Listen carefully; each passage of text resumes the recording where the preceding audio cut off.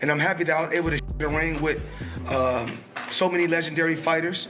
You know, to become a great fighter, you had to. In the world of boxing, there was recently a lot of excitement surrounding the pairing of two legends, Floyd Mayweather and Mike Tyson, for an intense training session ahead of Tyson's highly anticipated fight against Jake Paul. I'm happy that I was able to compete against so many legendary fighters because you know that in order to become a great fighter, you had to fight great fighters. You had to fight good fighters. Fans and commentators alike are fascinated by this unexpected collab operation, curious to discover what knowledge and abilities these two icons may impart after their training session. When he eventually did speak, Mayweather gave his initial thoughts on the encounter. The decision to train with Tyson, a heavyweight known for his fierce power and aggressive style, was met with both surprise and intrigue. Mayweather, who is known for his flawless defensive abilities and undefeated professional records, has always been a student of the game. The training session was not just about honing Tyson's skills for the upcoming bout, but also about combining the distinct boxing philosophies of these two greats, as he stated in his first public remarks following the session. Despite having different fighting styles, Mayweather expressed admiration for Tyson's work ethic and unwavering passion for the sport. He also provided some insight into what happened during their training, saying that the goal was to enhance Tyson's already formidable power and combine it with defensive techniques to give him an advantage against a younger opponent like Jake Paul. While Mike Tyson brought an intensity and ferocity that only he can deliver, Mayweather emphasized the value of strategy and the mental toughness traits that have defined his career. Meanwhile, Francis Ngannou made a prediction regarding Mike Tyson's fight with Jake Paul and believes that experience is the best teacher. Paul is at the height of his athletic career at the age of 27, but Tyson recently turned 58. Ngannou, who trained under Tyson before making his boxing debut against Tyson Fury last December, is certain that his former mentor still has what it takes to defeat Paul. I believe Tyson will still prevail over Paul. He informed the assembled media in Washington, D.C., including TalkSport, that a number of medical professionals have raised the alarm and issued a dire warning over the very catastrophic health dangers he could face by returning to the ring against a rival who is 3 decades younger than him.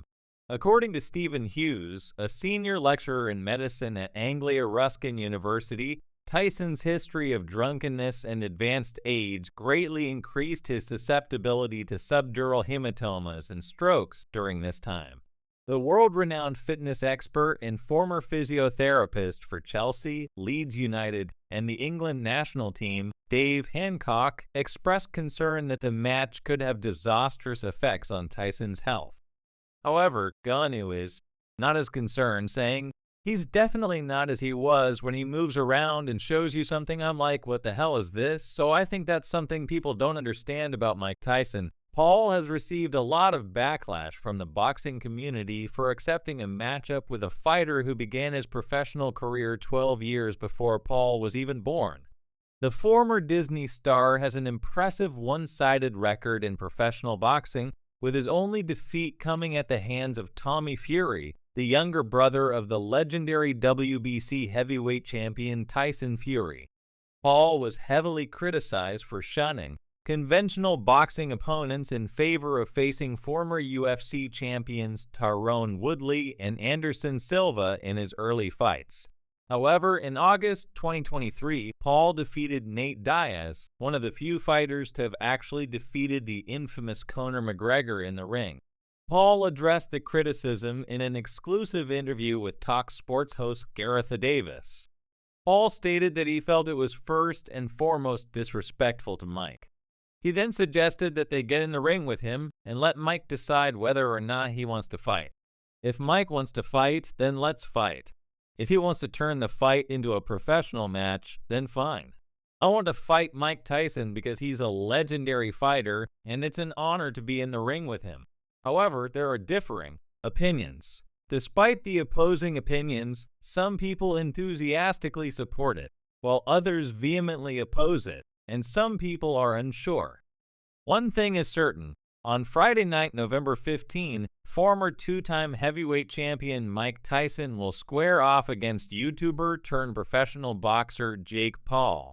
Originally scheduled for June 20th, the fight was postponed in May during a flight from Miami to Los Angeles due to a medical issue.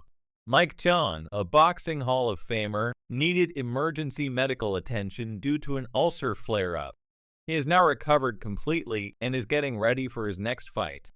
Just last week, Mike Tyson and Jake Paul were on stage for a press conference during Fanatics Fest 2024, which was hosted at the Jacob Javits Center in New York. Ryan Clark, a sports commentator now working as a broadcaster for the Pittsburgh Steelers, ascended the podium to host the press conference.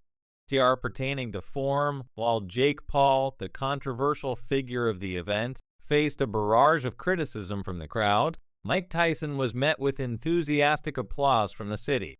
"Oh, I'm not scared, sorry. I am not scared of no, not at all, not at all. I was born for this. I was born for this moment. The universe told me this was going to happen. You can ask Mike, I did," Tyson said to Paul over the phone. "We're going to fight on the biggest stage possible. It's destiny. And now here we are actually making it happen years later. I was made for this moment, born to do this, and I'm going to put on the performance of a lifetime on November 15th, and the universe will align for all." As Mike Tyson and Jake Paul answered questions about their upcoming fight, there was an obvious sense of tension in the air. This unlikely combination is rapidly developing into an exciting battle, as it's evident that both fighters are dealing with their own particular brand of fear. For Jake Paul in particular, his anxiety is evident for obvious reasons, as this is the first time in his career that he's up against an opponent with elite boxing prowess and the ability to end the fight with a single decisive blow. Even with the unanswered questions that may be giving Jake Paul some anxiety, his biggest challenges will come in the early rounds when important questions like, can he defend against or withstand a body blow from the legendary Mike Tyson? Can he hold his ground while moving backwards? Most importantly, can he withstand a punch from someone like Tyson?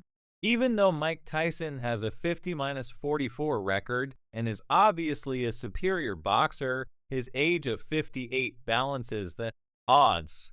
Tyson confronts his own mental challenges. Mike Tyson is well aware that his agility has diminished, but he also knows that raw power frequently lasts the longest. Even now, Tyson seems to have enough of that explosive force to affect Jake Paul. Despite the things he's used to being absent, Mike Tyson seems confident as he enters the ring, but is there any residual doubt causing him to feel anxious beneath the surface? "I'm gorgeous and I've been training for a couple of weeks, maybe 3 weeks, but I just wanted to ask when you get into camp. I'm fine with fighting, but when you get into camp, like when I'm in camp right now, that would be very wonderful. Thank you very much."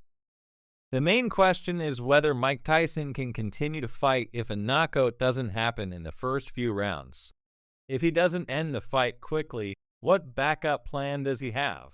Intriguing questions include whether Tyson can still withstand a right-hand blow from Jake Paul.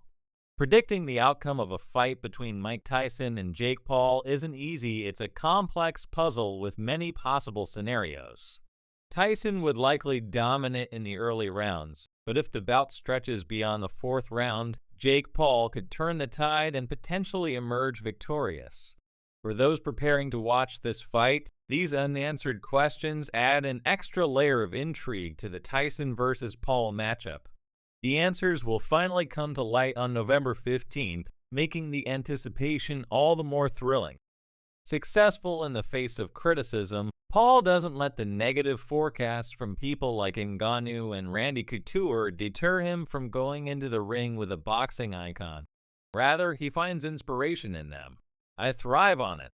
I think the first 4 rounds of this fight will be very difficult for me, but if I can weather the storm of Mike Tyson, the hardest puncher on the planet, then I believe I can pull ahead in the later rounds and be able to stop him actually." Paul enthusiastically accepted Ngannou's grim prediction for his 4th fight in just 11 months. Iron has been winning for the past year, but Paul has